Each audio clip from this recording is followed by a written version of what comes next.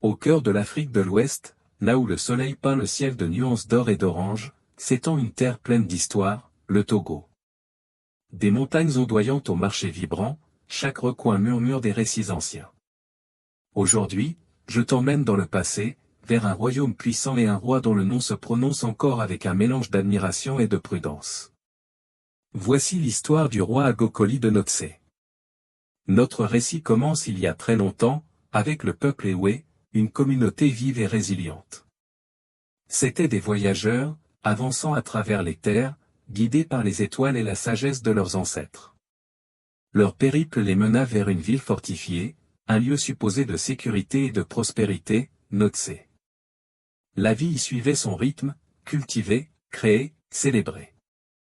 On entendait le son des tambours Kpalongo résonner dans les vallées, on sentait la chaleur des traditions et de la famille dans chaque foyer.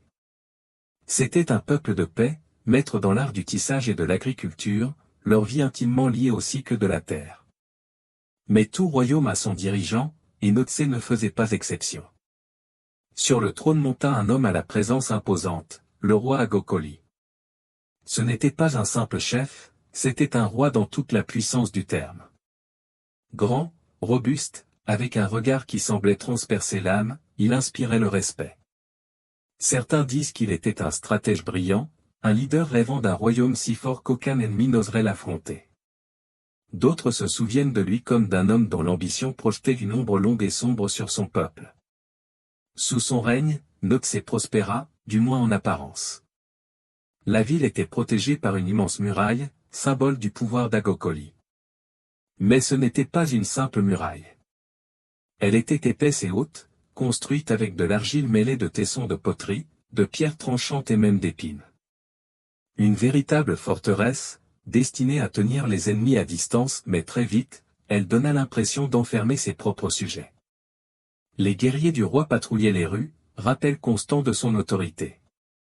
Il imposa des lois strictes, exigeant une obéissance absolue. Il y avait de l'ordre, oui, mais un ordre né de la peur.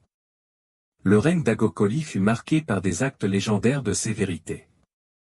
Il testait son peuple sans relâche, leur ordonnant d'accomplir des tâches impossibles, comme tresser une corde en argile. L'échec n'était pas toléré et entraînait de lourdes punitions. Pour lui, la souffrance forgeait le caractère, pour son peuple, c'était de la tyrannie. L'air à Notse devint lourd, rempli de motus et de prières silencieuses demandant la délivrance. Le respect qu'il inspirait se transforma peu à peu en ressentiment. Les tambourinaires, qui jadis jouaient des rythmes de joie, battaient désormais des mélodies de tristesse et de nostalgie.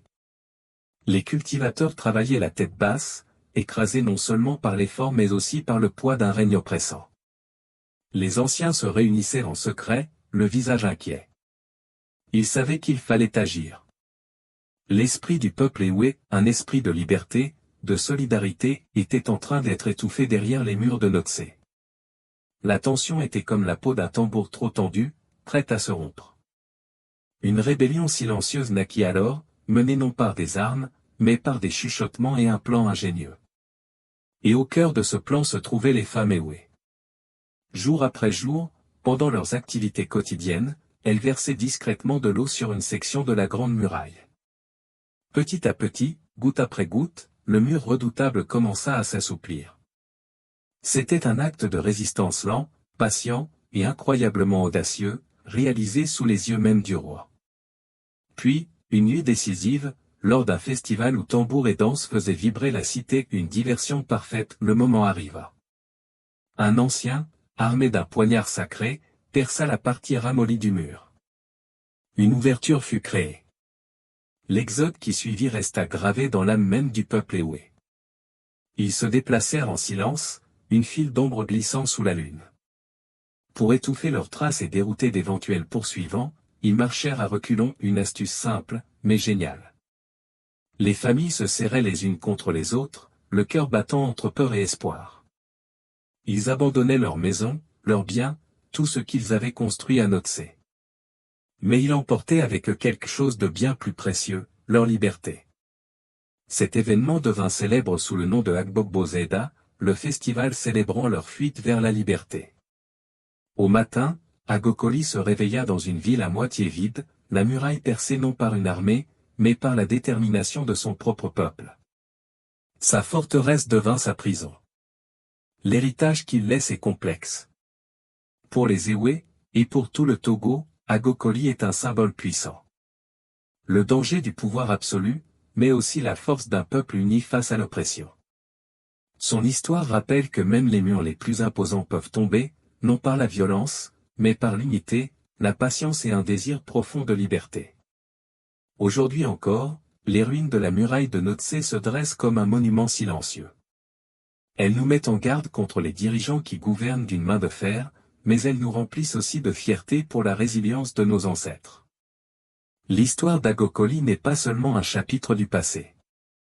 C'est une leçon, un fil tissé dans le tissu culturel du Togo. Un rappel que la vraie force ne se trouve pas dans les murs de terre, mais dans les liens de la communauté et l'esprit indomptable de liberté. Merci d'avoir voyagé avec moi dans le passé du Togo.